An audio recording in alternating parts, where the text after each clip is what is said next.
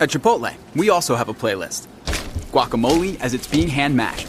The sizzle of adobo chicken on the grill. The chopping of onions and cilantro. We call our playlist Real. Order now. Chipotle. For real.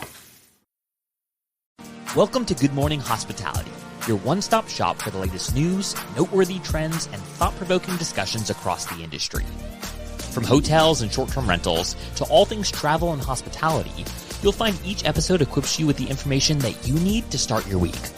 Join us on Good Morning Hospitality every Monday, wherever you get your podcasts.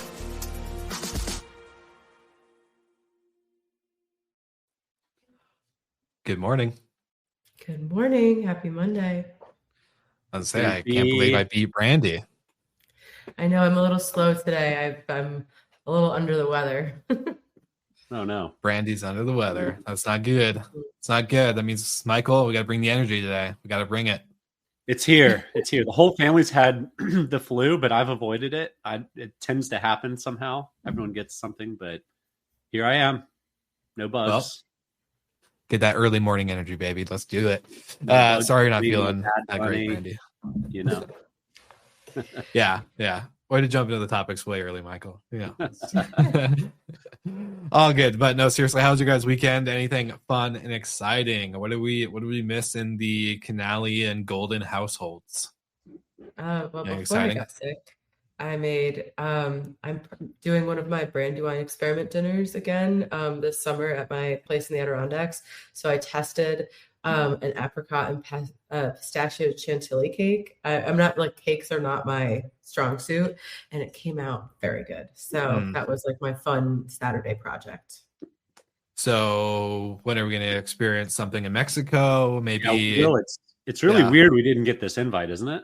Yeah, 100%. I was expecting. It was invites to the extended family only. But what are we, chop liver? We chop liver over here? GMH family, we're not. The GMH family doesn't count. Listen, I promise you at some point we will do a GMH Brandywine dinner.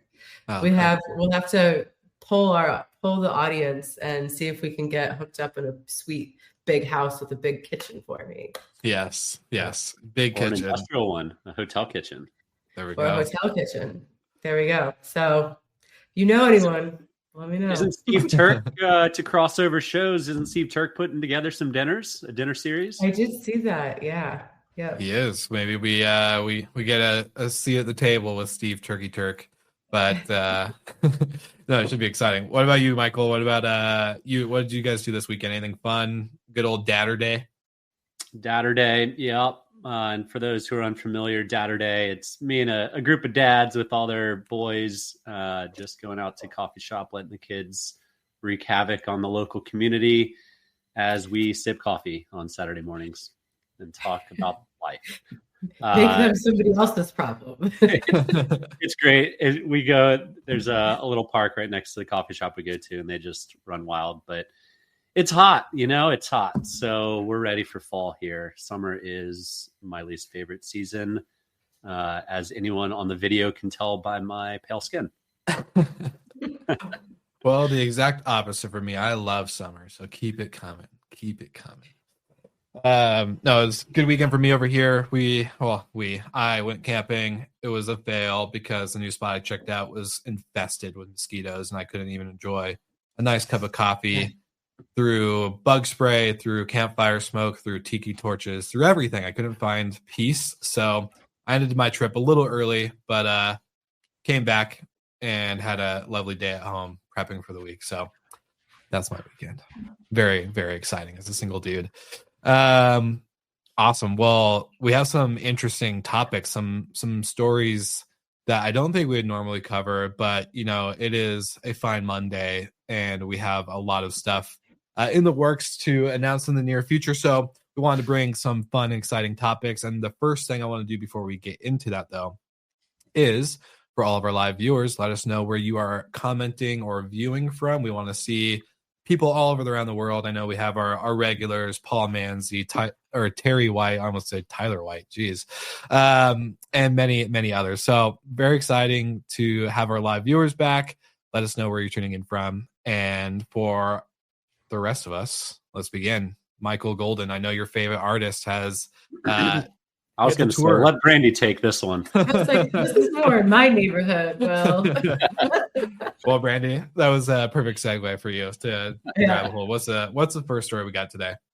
So the Bad Bunny effect. Like, I think last year we saw, the Taylor Swift effect, which as a operator in New Orleans, we saw this heavily. But just the power of some of these big artists when they announce their tours is really incredible, and people really going out of their way just to go to these tours. And so Bad Bunny obviously is like one of the most popular artists right now, and he's kind of using that popularity to bolster his, hometown. He's a hometown hero. And so in the summer in Puerto Rico, much like it is in Miami and in Alabama, it's pretty gross. It's pretty rainy.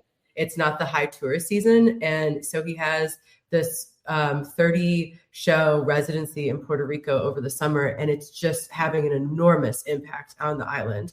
There's like over 40% increases in bookings. You're just seeing like everything, all of the short-term rentals, all of the hotels are booked. And it's especially, in a time when like it's pretty dead. So the economic impact of this is like really incredible. So, and people are coming from all over the world to go to Puerto Rico in the summer. So it's fun. And also I'm sure his shows are so fun when they're in Miami, like the second they're announced, they're like all sold out. So I have yet to see. Well, I was going to say, what was the total economic impact that they were expecting for Puerto Rico to gain from this Bad Bunny effect? Oh my gosh. You're calling me out on a number that I have lost. But they're seeing the hotel occupancy is 67% higher for these months, which is crazy.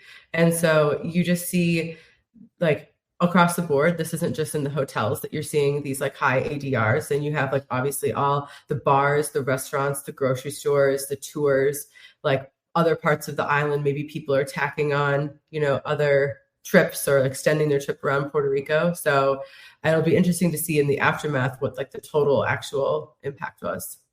Yeah, as I'm reading the article, it's kind of crazy to see it's a residency for 30-night concert series in the San Juans, but it goes from July 11th to September 14th, and it's 30 nights, which is a lot. Like that's a huge one, just amount of work. I can't imagine being on the Bad Bunny team or even being Bad Bunny performing 30 nights. That's kind of crazy, just like Taylor Swift when she was performing like crazy amount of shows throughout her whole concert. But I believe when I was reading, there was an expected economic impact of 180 million into Puerto Rico from tourism, obviously being travel, hotels, food, all the fun stuff. But yeah, kind of crazy, kind of a crazy tour. How to cement yourself as a legend, like forever in Puerto Rico. Sure. If you're from one of these small towns or these, countries that aren't, America, Germany, UK, whatever, that's like a huge opportunity to create this impact. So I may know a song of Bad Bunny's or two. I probably don't. I couldn't name one. I'm sure I recognize one, but like mad kudos to him. And that's fantastic. Like I love seeing, bringing it back to the hometown and letting the locals really benefit from your stardom. And because he easily could have done this in Vegas, Yeah, talk about knowing your audience and knowing your guests, right? Like I think he decided, look, Puerto Rico is where it's at, not only because of the kind of nostalgic piece of hometown hero type vibes, but also just because, look, that's where he knew, I'm sure, and his team knew that's where they're going to have the most impact with that audience that is going to just eat it up, right? So more of a fan experience than just economic or business decision, I would assume, but it's pretty awesome. Two more things. Kudos to Jamie Lane for, looks like a lot of that data came from him. And then Brandy, you said that people are coming from all over the world. Those poor people from Sweden gonna absolutely melt in Puerto Rico in the summer. Like they have no clue what's about to hit them. When I played volleyball in Italy, it was really, really hot in the summertime. And we had a Swedish guy on the team, and he like passed out so quick in the very first game. Like it was hilarious. But imagine a giant party in Puerto Rico. So good luck. Yeah, hopefully those ACs, they have the electrical grid shored up, that the hotels have their backup generators, because those ACs will be pumping. Yeah. And you know where AC is not pumping? The great outdoors. I love it. Segues. Segue King. I love segues. So Marriott this week has filed for a new brand called the Outdoor Collection. We covered Trailborne and Postcard Cabins being added by Marriott a number of months ago, but this kind of signals to me a much larger commitment to the outdoors. And in the filing, Skift covers that they're not just covering words like hotels, but they're covering words like glamping and vacation rental cabins. So they're kind of covering the gambit here. And this is on the backs of Hilton adding Auto Camp, Hyatt adding Under Canvas, Starwood Capital and AJ Capital JVing on Field and Stream Lodge. So there's a lot of activity in the outdoor space. Does it fall in short-term rentals? Does it fall in hotels? It falls in both. It's its own kind of category, but it's also definitely the hottest segment in terms of what people are talking about in the space. So I love it, and I expect Marriott to continue to be on a shopping spree. Yeah, I was going to say, what do you guys think? We're going to see some announcements here soon. What predictions, maybe, Brandy? Yeah, that's the secret. That's who's acquiring us. No, just kidding. That would be an incredible coup. Sonder wouldn't be too happy about that. But no, I think that this is just continuing. You're seeing these big, I think Marriott's really the leader right now of these big flags of doing the things that are new and exciting or adding the bigger. But I think you're going to just keep seeing all of the big brands continuing to like amass different parts of their portfolio. You know, they have the funds, they have the branding. So yeah, it'll be exciting. I still have yet to go to any of these glamping locations. Maybe this year is the year I change that. Well, then say we got Steve Turk over at Ben Wolf's. You know somebody. Yeah, I was gonna say wait, that too. We had Steve Turk over at Ben Wolf's property in Fredericksburg Wimberley, Texas last week. So maybe we get Brandy out into a nice little glamping resort. But I do want, since we are a live show, I want to just kind of throw this out to the live audience. If you're listening, if you're viewing, anything like that, what do you think about the outdoor sector? Are you thinking this is going to be as a big of a segment as the hotel, short-term rental, airline sectors, or are you thinking Marriott's just being cautious around what they want to have just in case for some future stuff? But we'd love to know your thoughts there. But yeah, I love the outdoor sector, and I think this is going to be great for what they've done, Brandy, to your comments, to what they've done with the acquisitions already. So hopefully they have more and they truly build out a bigger collection. I think that's the goal, right? Hopefully one day. Right, Michael? Just build out some big collections. I can almost guarantee you if they're not going to go through the effort of rebranding or creating a brand within the brands that already exist to shelf it or to stop at the two that they have. So they're going to continue to shop. The thing is, there's just not that many opportunities out there yet. So stay tuned. Things are in the works, but yeah, more to come in a few months, hopefully. Yet. Yeah, lovely. All right, next topic, I guess. We move it on. Any other comments, questions? Yeah, it's actually, I think our next topic is something that every single operator deals with every time there's a checkout.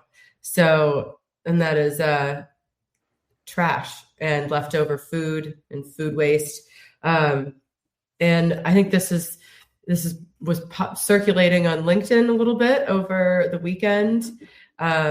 And it's interesting because if you have a big group of people and you do all of your grocery shopping and then you leave, what happens to all of that food you didn't use? And I in the early days of Sextant/Romy, this is how I stocked my bar for several years and didn't pay for things, because everybody comes to Miami, they buy more than they can drink. And the Hendrix always came to me. But like the bigger issue is like, yeah, like what is this is a really, this article from The Hill was mentioning that it's like more waste than if you were going out to dinner, which I don't buy that like at all. I mean, especially if you're with a big group, like even if you leave some food in the home, like that's still cheaper than if you took all 10 members of your family out to dinner, So I still think, I mean, it's obviously a huge amount of waste, but it's for the traveler, it's still cheaper to buy and waste some groceries than it would be to take the whole squad out for every meal.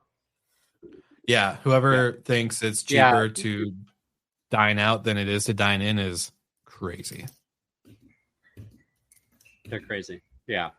And the article covers an estimated $2.3 billion of food wasted within short-term rental lodging each year. And that pegs it at about an average of $12 of uneaten groceries, takeout, or leftovers that end up having to be trashed. And that was published by Waste Management. What's interesting to me, we talked about this pre-show, like, oh, this is kind of a weird article, but I think it's a fun topic because we all see it. We've all seen it over and over and over again. You see it almost every checkout. There's stuff that's unopened. And what do you do with it? It either gets thrown away or it goes home with the cleaners today. And great, if the cleaners want to take it, let them have it. If not, maybe we as an industry should figure out a solution for this, put a little laundry basket in the pantry and say, unopened leftovers, and collect those and take donations to the local food bank. So I'd be very curious to know if anyone is doing something like that today, particularly on the large houses with multi-families coming in at a stay. That's when a ton of groceries come in. Probably less so, Brandy, for one bedroom Miami apartments, but any fly-to markets, I would imagine. Yeah, true. Any fly-to markets, people aren't going to stock their car back up and drive home. They're not going to do that with their suitcases and going through the airports. So I think I'm fascinated to know what people do with it, if it just goes home with cleaners or if there's a greater good that our industry can get behind and not have it end up in waste management's piles. Yeah, the one thing that sucks, and I can see being an issue, because I think there is a huge opportunity for what you're saying, Michael, with the industry being able to come up with a solution that can limit the waste that we're actually contributing to. And the one thing that sucks is I think with this type of issue is that with the amount of hands that this food is exchanging is where it gets a little sketchy, because you have from the guest who bought it to the amount of people at their party to the cleaners to then a potential supervisor or manager, which then gives it to then the owner or the GM, and then the food bank comes in and blah, blah, blah, blah, blah. So I think the amount of exchange hands can be the issue, or at least I could see being the area where maybe food banks or some other charities aren't willing to accept the food. But I would hope that there would be some kind of workaround, because there is such a waste. Not as much as going out, or yes, more of a waste doing this than going out to restaurants, as what Brandy was saying. But yeah, I just think the hand piece, the exchanging of hands, is where it gets a little sketchy in my head. But a really interesting area of opportunity. I mean, especially if you're a company that has maybe like the infrastructure to put together, like you can develop those relationships with your local food bank and figure out a way, like, how do we make this possible? We have like X amount of stuff. And I think the problem that is, I don't really know how you would combat this, but there's so much stuff that is opened and then only used partially, and that you just have to toss. Like you don't know where it's been or what's going on. But that's the part that's kind of frustrating. Like someone had a loaf of bread, had like one slice, and like a jar of peanut butter had like one swipe of peanut butter on there, and then that's left. But I mean, totally understand why travelers do that, because I think you always are more optimistic about what you're going to do beforehand. And then as the trip goes on, you're like, oh, we'll just order it, or we'll just go out. I don't want to cook. Or you're sleeping through breakfast or something like that. So it's a huge waste, but on the flip side, it's a great boon for the local economy. So you've got local restaurants and local grocery stores that are benefiting. So if you want to look at the bright side, there you have it. The bad side is it's just so much billions of dollars of wasted food is maddening. Well, and I was thinking about this other aspect of it. Like, okay, so when we go, my family does a big ski trip every year. We'll go and buy all the things, but we usually have to buy spices and things like that you would use. And you're not going to go through all of those spices or olive oil or whatever. And then as an operator, we don't keep those things. If a guest leaves that stuff, I know some people leave it, but we don't, because it doesn't fit a standard, and you don't know where it's all that kind of stuff. So that just gets tossed. And, so it's, that's something I don't really have like a solution to, but it's like these little things that you might use every day while you're there, but you just you can't buy like a teeny, like travel size thing of oregano. Yeah, that's a really hard part, is because all the things that you want to be able to keep and just leave around for the guests to use, they probably can't, because who knows what people do to it during their stay. So you should. It's just unfortunate. Yeah. Yeah. If anyone has a good solution that they use in their practice, like in their company, definitely let us know, because I didn't really have a good solution to this besides the food bank. I pinged Jonathan Wicks saying, hey, any thoughts on this for Well and Good, as you guys probably see this issue 1,000 times a day. So, Jonathan, shout out to you. Hopefully you got my text. Yeah. I love that. We should create a standard. There we go. We just solved step one. We just figure out what to do. Create a standard.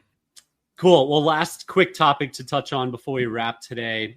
The Robb Report put out an article at the beginning of the month that leisure travel market is set to triple from 5 trillion to 15 trillion by 2040. So triple in about 15 years.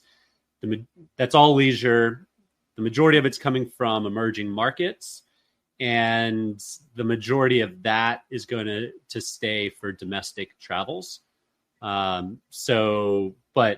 tangentially, the rest of it is going to be net benefit to regional or multinational travel. And, obviously that's a great thing for everyone in the travel space. We're not a declining industry. We're an inclining industry.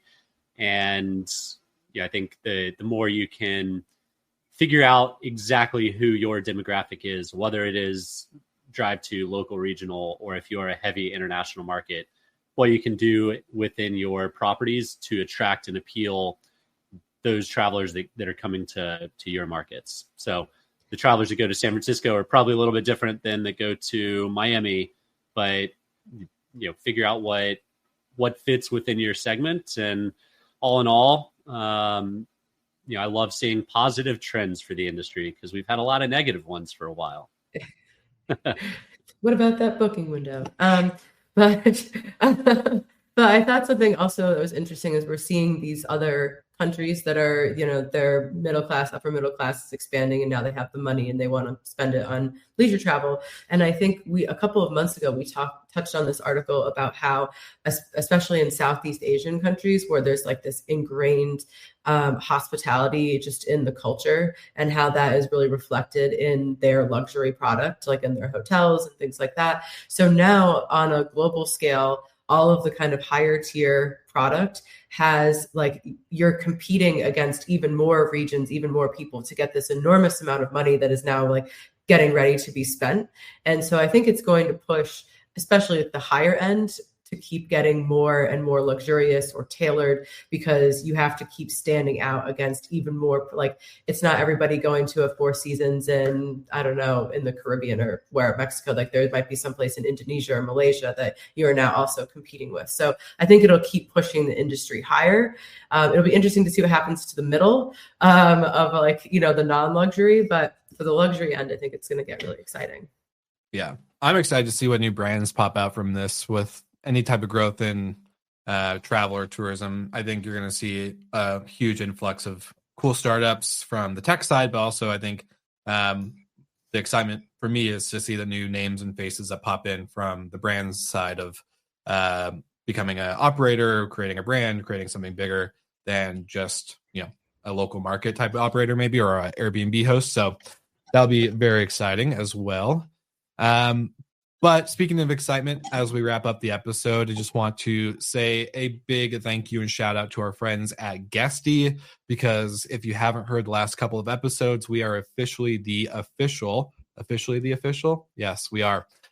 We're officially the official podcast partner with Guestyval, which is Guesty's conference. You don't have to be a user to attend Guestyval. It is for the industry, and it's going to be in Mexico City this September. And so if you grab the link in the show notes, or you just go to guestyval.com, you can sign up and get your ticket there. And of course, see us on stage, see us breaking stories, and of course, grabbing fun and exciting interviews throughout the conference. But yeah, that is basically it on today's episode. If you haven't already, like and subscribe to All Things Good Morning Hospitality on your favorite channel. And for you two, anything else? Anything exciting coming up? Same old, same old? Where are we at? Michael, come on It's now. It's going to be an exciting week. Look, lots of moving parts going on in all of our worlds. So the future is bright. The future is Yes, bright. Brandy, that's how about you? Positive outlook. I'm actually going to Boston this weekend to see some friends and get out of this soup that is Miami. So I'm excited for that. Get some like cool northeastern ocean air. It'll be nice. Yeah, I love that. Love that for you. A little jelly. It's a beautiful week here in Colorado. So just, same old for me over here. So nothing too crazy. Right. Yeah, 100%. Outside of that, thank you guys so much. It's good to see you two again. And for our live viewers, our live listeners, and anyone tuning into the podcast after the live is done, thank you for tuning in. And of course, we will see you guys all again next week.